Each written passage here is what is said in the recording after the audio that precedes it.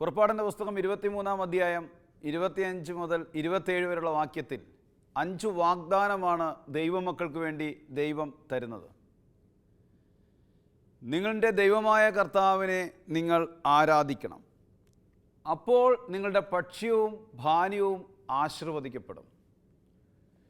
യേശുവിന് ഏറ്റവും പ്രിയപ്പെട്ടവരെ, ഒരു മനുഷ്യനെ സംബന്ധിച്ചുള്ള ഈ ഭൂമിയിൽ ജീവിക്കേണ്ടതായ എല്ലാ വാഗ്ദാനങ്ങളും ഈ 5 വാഗ്ദാനത്തിൽ അടങ്ങിയിരിക്കുകയാണ്. ഒന്നാമത്തെ വാഗ്ദാനമാണ് നിങ്ങളുടെ ദൈവമായ കർത്താവിനെ നിങ്ങൾ ആരാധിക്കണം എന്ന് പറയുമ്പോൾ അതോടൊപ്പം നിങ്ങളുടെ ഭക്ഷ്യവും പാനീയവും അവിടുന്ന് ആശീർവദിക്കും എന്നാണ് കർത്താവ് പറയുന്നത്. രണ്ടാമത്തെ വാഗ്ദാനം, നിങ്ങളുടെ ഇടയിൽ നിന്നും രോഗങ്ങൾ നിർമ്മാർജ്ജനം ചെയ്യപ്പെടും. മൂന്നാമത്തെ വാഗ്ദാനം, വന്ധ്യതയോ ഗർഭഛിദ്രമോ നാട്ടിൽ ഉണ്ടായിരിക്കുകയില്ല. നാലാമത്തെ വാഗ്ദാനം, നിങ്ങൾക്ക് ദീർഘായുസ്സ് നൽകും. അഞ്ചാമത്തെ വാഗ്ദാനമാണ്, നിന്റെ ശത്രുവിനെ നിന്റെ മുമ്പിൽ വെച്ച് കർത്താവ് തോൽപ്പിക്കും. ഒരു മനുഷ്യന് ഈ ഭൂമിയിൽ ഏതൊക്കെ മേഖലകളിൽ എന്തൊക്കെ നേരിടേണ്ടി വരുന്നോ ഈ 5 വാഗ്ദാനവുമായിട്ട് ഒന്ന് ചിന്തിച്ചു നോക്കിയാൽ നമ്മൾ കണ്ടെത്താൻ പറ്റും. ഇവിടെ കർത്താവ് ഒരു കൽപ്പന പോലെ മോശയോട് പറയുകയാണ്, നിങ്ങളുടെ ദൈവമായ കർത്താവിനെ നിങ്ങൾ ആരാധിക്കണം. കർത്താവിനെ ആരാധിക്കണം. അതായത് മാർക്കോസ് 12:29 യേശു പ്രതിഭവിച്ചു. ഇതാണ് ഒന്നാമത്തെ കൽപ്പന. ഇസ്രായേലേ കേൾക്കുക, നമ്മുടെ ദൈവമായ കർത്താവാണ് ഏക കർത്താവ്. ഇവിടെ അപ്പോസ്തല പ്രവർത്തനം 4:11-12 ആ ഏക കർത്താവിനെ കുറിച്ച് പറയുന്നുണ്ട്. മറ്റാരിലും രക്ഷയില്ല. ആകാശത്തിൻ്റെ കീഴിൽ മനുഷ്യരുടെ ഇടയിൽ രക്ഷയ്ക്കു വേണ്ടി മറ്റൊരു നാമവും നൽകപ്പെട്ടിട്ടില്ല. ഈ കർത്താവായ യേശുവിനെ നമ്മൾ ആരാധിച്ച് തുടങ്ങുമ്പോൾ ഈ 5 വാഗ്ദാനത്തിൻ്റെ മേൽ ഒരു ആശീർവാദം നമ്മുടെ ജീവിതത്തിൽ ഉണ്ടാവും. നിയമാവർത്തനം 28:13 പറയുന്നുണ്ട്, ഇന്ന് ഞാൻ നിനക്ക് നൽകുന്ന നിന്റെ ദൈവമായ കർത്താവിൻ്റെ കൽപ്പനകൾ ശ്രവിച്ച് അവ ശ്രദ്ധാപൂർവം പാലിക്കുമെങ്കിൽ നിനക്കൊരിക്കലും അധോഗതി ഉണ്ടാകില്ല. ഒരിക്കലും അധോഗതി ഉണ്ടാകുകയില്ല. കർത്താവ് പറയാണ്, നിനക്ക് ഐശ്വര്യം കൈവരും. ഒന്നാമത്തെ വാഗ്ദാനത്തെക്കുറിച്ചാണ് നമ്മളിന്ന് ചിന്തിക്കുന്നത്. നിങ്ങളുടെ ഭക്ഷ്യവും പാനീയവും ആശീർവദിക്കപ്പെടുമെന്നാണ്. അതായത് ഭക്ഷ്യവും പാനീയവും എന്ന് പറയുമ്പോൾ ഒരു മനുഷ്യൻ്റെ ജീവിതത്തിൽ ഈ ലോകത്തിൽ എന്തൊക്കെ ചെയ്താലും, നമ്മൾ ജോലി ചെയ്താലും ബിസിനസ് ചെയ്താലും, നമ്മൾ ഈ ലോകത്തിൽ ഏതൊക്കെ മേഖലകളിലൂടെ സമ്പത്ത് നേടാനുള്ള ശ്രമം, മക്കളുടെ പഠനമായിക്കോട്ടെ, മക്കളുടെ ജീവിത അന്തസ്സായിക്കോട്ടെ, മക്കളുടെ ജോലി ആയിക്കോട്ടെ, നമ്മുടെ തലമുറയിൽ എന്ത് തന്നെ ചെയ്താലും ഈ ഭക്ഷണത്തെയും ഈ പാനീയത്തെയും ഡിപ്പെൻഡ് ചെയ്തിട്ടാണ് നമ്മൾ ചെയ്യുന്നത്. ഭക്ഷണവും പാനീയവും കുടിക്കുവാൻ വേണ്ടിയാണ്, കഴിക്കുവാനും വേണ്ടിയാണ്. അവിടെയാണ് കർത്താവ് പറഞ്ഞത്, നിങ്ങളുടെ ദൈവമായ കർത്താവിനെ നിങ്ങൾ ആരാധിച്ചാൽ അവിടുന്ന് നിങ്ങളുടെ മക്കളുടെ ജോലിയെ, മക്കളുടെ ജീവിത അന്തസ്സിനെ, നിങ്ങളുടെ ബിസിനസ്സിനെ, നിങ്ങളുടെ കൃഷിഭൂമിയെ, നിങ്ങളുമായിട്ട് ബന്ധപ്പെട്ട് നിൽക്കുന്ന സമസ്തവും അവിടുന്ന് ആശീർവദിക്കുമെന്നാണ് കർത്താവ് പറഞ്ഞത്. വിശ്വാസവും ദൈവാരാധനയും ഏക ദൈവത്തിന് മാത്രം കൊടുക്കേണ്ട ഒന്നാണ്. വിശ്വാസവും ദൈവാരാധനയും ഏകസത്യദൈവമായ യേശുക്രിസ്തുവിന് കൊടുക്കേണ്ട ഒന്നാണ്. ദാനിയേൽ പ്രവാചകന്റെ പുസ്തകത്തിൽ 14-ാം അധ്യായം 25-ാം വാക്യത്തിൽ പറയുകയാണ്, ദാനിയേൽ പറഞ്ഞു, ഞാൻ എൻ്റെ ദൈവമായ കർത്താവിനെ ആരാധിക്കും, കാരണം അവിടുന്നാണ് ജീവിക്കുന്ന ദൈവം. ദാനിയേലും പ്രവാചകന്മാരും ആത്മാവിൽ കണ്ടതാണ് യേശുക്രിസ്തു എന്ന ഏകസത്യ ദൈവത്തെ. അപ്പോസ്തലന്മാരും ആദിമസഭയിലെ വിശ്വാസികളും അവർ 3 വർഷക്കാലം യേശുവിനോടൊപ്പം ജീവിച്ചപ്പോഴും യേശുവിൻ്റെ ദൈവത്വം അതിൻ്റെ പൂർണ്ണതയിൽ അവർക്ക് വെളിപ്പെട്ട് കിട്ടിയിരുന്നില്ല. യേശു സാധാരണ ഒരു മനുഷ്യനായി, പൂർണ്ണനായൊരു മനുഷ്യൻ, പൂർണ്ണനായ ദൈവവുമായ യേശു സാധാരണ ഒരു മനുഷ്യനായി സാധാരണക്കാരുടെ ഇടയിൽ ജീവിച്ചപ്പോൾ ആർക്കും യേശുവിൻ്റെ ദൈവത്വം അന്ന് വെളിപ്പെടുത്തി കൊടുത്തിരുന്നില്ല. യേശുവിൻ്റെ ദൈവത്വത്തിൻ്റെ പൂർണ്ണത മുഴുവൻ വെളിപ്പെടുത്തി കൊടുത്തത് ഉയർത്തെഴുന്നേറ്റതിന് ശേഷമാണ്. യേശു രൂപാന്തരപ്പെട്ട് കഴിഞ്ഞിട്ടാണ് യേശുവിൻ്റെ പൂർണ്ണമായ ദൈവത്വം അതിൻ്റെ പൂർണ്ണതയിൽ വിശ്വാസികൾക്കും അപ്പോസ്തലന്മാർക്കും നേരിട്ട് കാണാൻ കഴിഞ്ഞത്. വിശുദ്ധ മത്തായിയുടെ സുവിശേഷത്തിലെ 28 അധ്യായത്തിലെ 9 വാക്യം പറയുകയാണ്, അപ്പോൾ യേശു എതിരെ വന്നു അവരെ അഭിവാദനം ചെയ്തു. അവർ അവനെ സമീപിച്ചു, പാദങ്ങളിൽ കെട്ടിപ്പിടിച്ചു ആരാധിച്ചു. പാദങ്ങളിൽ കെട്ടിപ്പിടിച്ചു ആരാധിച്ചു. ദാനിയേൽ ഏകസത്യ ദൈവത്തെ ആരാധിച്ചതിൻ്റെ പേരിൽ ദാനിയേലിന് കൊടുക്കേണ്ടി വന്ന വിലയെന്ന് പറയുന്നത് സിംഹക്കുഴിയിലേക്ക് വലിച്ചെറിയപ്പെടുകയായിരുന്നു. എന്നാൽ ദാനിയേലിന് വിശന്നപ്പോൾ പ്രവാചകനായ ഹബക്കൂക്ക് പ്രവാചകൻ്റെ കയ്യിൽ അപ്പം കൊടുത്തു വിട്ടുകൊണ്ട് ദാനിയേലിനെ സിംഹക്കുഴിയിൽ തീറ്റിപ്പോറ്റിയ ഒരു ദൈവം പുതിയ നിയമത്തിലേക്ക് നമ്മൾ കടന്നു വരുമ്പോൾ നമ്മുടെ കർത്താവായ യേശു ക്രിസ്തുവിനെ നമ്മൾ ആരാധിച്ച് തുടങ്ങുമ്പോൾ, പ്രിയപ്പെട്ടവരെ, നമുക്ക് ഈ ഭൂമിയിൽ ഒന്നിൻ്റെയും ഒരു കുറവും വരത്തില്ല. അതുകൊണ്ട് നമ്മുടെ ജീവിതത്തിലെ ക്ലേശങ്ങളും സങ്കടങ്ങളും വേദനകളും ദുരിതങ്ങളും വരുമ്പോൾ നമ്മൾ ആരാധനയ്ക്ക് വേണ്ടി പോവുക എന്നുള്ളതാണ്. മക്കൾ പരീക്ഷ എഴുതാനായിട്ട് പരീക്ഷ ഹാളിലേക്ക് പോകുമ്പോൾ അമ്മ അല്ലെങ്കിൽ അപ്പൻ ആ മണിക്കൂറിൽ ദിവികാരുണ്യ സന്നിധിയിൽ കൈവിരിച്ച് നിന്ന് നോക്കിയേ, നിങ്ങളുടെ മക്കളുടെ കൈക്ക് പിടിച്ച് എഴുതുന്ന ദൈവത്തിൻ്റെ ഒരു പ്രവൃത്തി കാണാൻ പറ്റും. അസാധാരണ ജ്ഞാനം ദൈവം നിങ്ങളുടെ മക്കൾക്ക് കൊടുക്കും. അസാധാരണ വിജയം നിങ്ങളുടെ മക്കൾക്ക് കൊടുക്കും. ഇൻ്റർവ്യൂവിന് പോകുന്ന സമയത്ത് എല്ലാ തിരക്കും മാറ്റിവെച്ചുകൊണ്ട് ബോധപൂർവം ദിവികാരുണ്യത്തിൻ്റെ മുമ്പിൽ വിലയം പ്രാപിക്കാനും അഭയം പ്രാപിക്കുവാനും മാതാപിതാക്കൾ കടപ്പെട്ടിരിക്കുകയാണ്.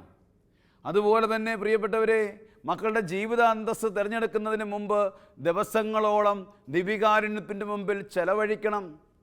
ജീവിത പങ്കാളിയായി കടന്നു വരുന്ന പെൺകുട്ടി ആയിക്കോട്ടെ ആൺകുട്ടി ആയിക്കോട്ടെ ആത്മാവിൽ ഒരുക്കപ്പെടുവാൻ വേണ്ടി അവരുടെ ജീവിത അന്തസ്സ് തിരഞ്ഞെടുക്കുന്നതിന് മുമ്പ് മാതാപിതാക്കൾ ദിവികാരുണ്യത്തിന് മുമ്പിൽ ഒരുപാട് സമയം ചെലവഴിക്കുകയും മക്കൾ ദിവികാരുണ്യത്തിന് മുമ്പിൽ ചെലവഴിക്കുവാനുള്ള പ്രേരണയും പ്രചോദനവും കൊടുക്കുകയും ചെയ്യണം. അപ്പോഴാണ് കർത്താവ് പറഞ്ഞ വചനം പൂർത്തീകരിക്കപ്പെടുന്നത്.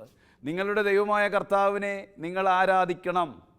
ആരാധിക്കുക എന്നല്ല പറഞ്ഞത്, ആരാധിക്കണം എന്നാണ് പറഞ്ഞത്. അതൊരു കൽപ്പനയായിട്ടാണ് ദൈവമായ കർത്താവ് കൊടുത്തത്. ഏലിയ പ്രവാചകൻ ഒന്ന് രാജാക്കന്മാരുടെ പുസ്തകം 18 അധ്യായം 20 വാക്യത്തിൽ ചോദിക്കുന്നൊരു ചോദ്യമുണ്ട്.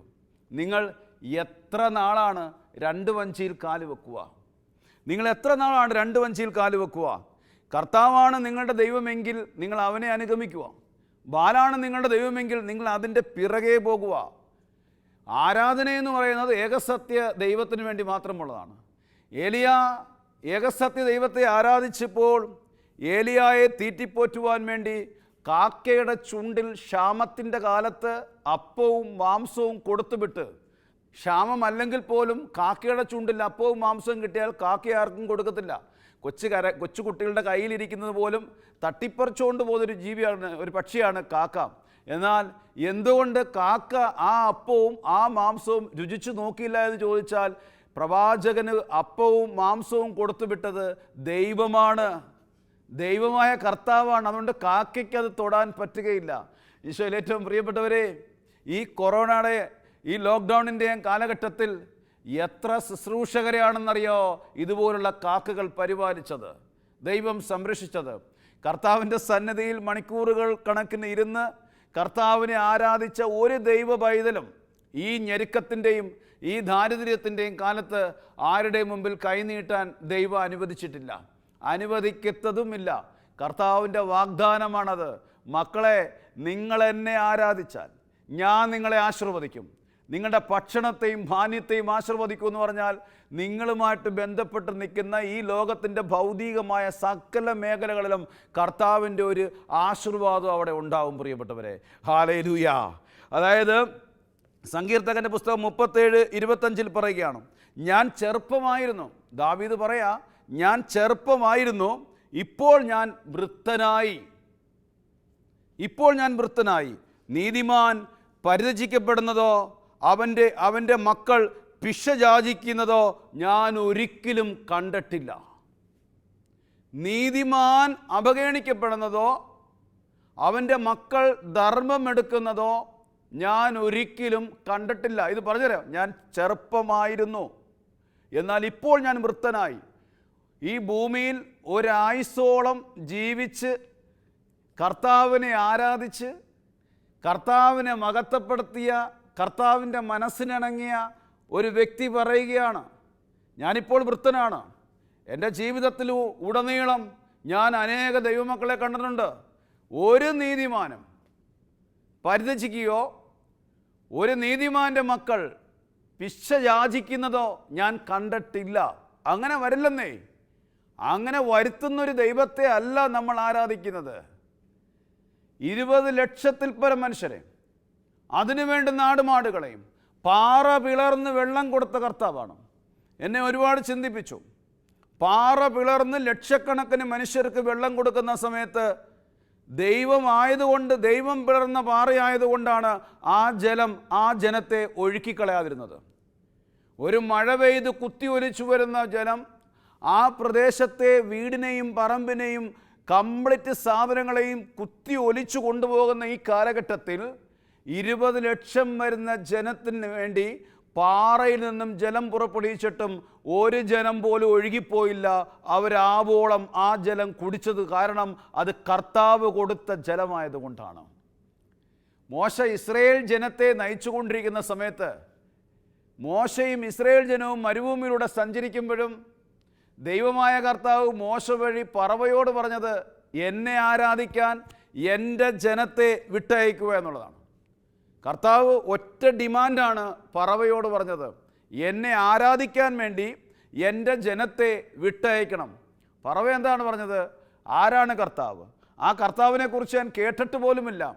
അവൻ്റെ ചോദ്യത്തിന് ആരാണ് കർത്താവെന്ന് കാണിച്ചു കൊടുക്കുവാൻ വേണ്ടിയാണ് കർത്താവ് പല പ്രവർത്തികളും ചെയ്തത്.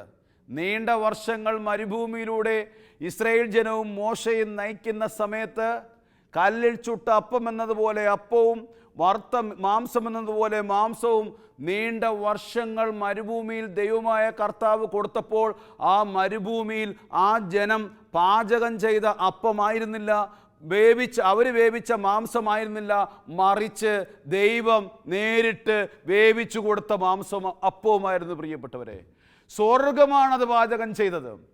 അതാണ് അവർക്ക് അത്ര ടേസ്റ്റോടുകൂടി കഴിക്കാൻ കഴിഞ്ഞത്. എൻ്റെ ദൈവം പാചകം ചെയ്യുന്ന ദൈവമാണ് എനിക്ക് വേണ്ടി. തള്ളിപ്പറഞ്ഞുകൊണ്ട് പഴയ ജോലിയിലേക്ക് പ്രവേശിച്ച പത്രോസിനെ തേടി ഒരമ്മയെപ്പോലെ കല്ലിൽ ചുട്ടപ്പവും വറുത്ത മീനും എന്നതുകൊണ്ട് രാത്രിയുടെ യാമങ്ങളിൽ അവൻ്റെ തിരിച്ചു വരവും കാത്തിരുന്നൊരു കർത്താവിനെയാണ് പ്രിയപ്പെട്ട മക്കളെ നമ്മൾ ആരാധിക്കുന്നത്. ആ ദൈവം വിശ്വസ്തനാണ്. പത്രോസ് എന്തുകൊണ്ടാണ് പഴയ ജോലിയിലേക്ക് പോയത്? യേശുക്രിസ്തുവിൻ്റെ കുരിശുമരണത്തോടുകൂടി ഭയന്ന് കതകടച്ചിരുന്ന സമയത്ത് പുറത്തിറങ്ങി ഭക്ഷണം കഴിക്കുവാൻ പോലും ഭയമായിരുന്നു.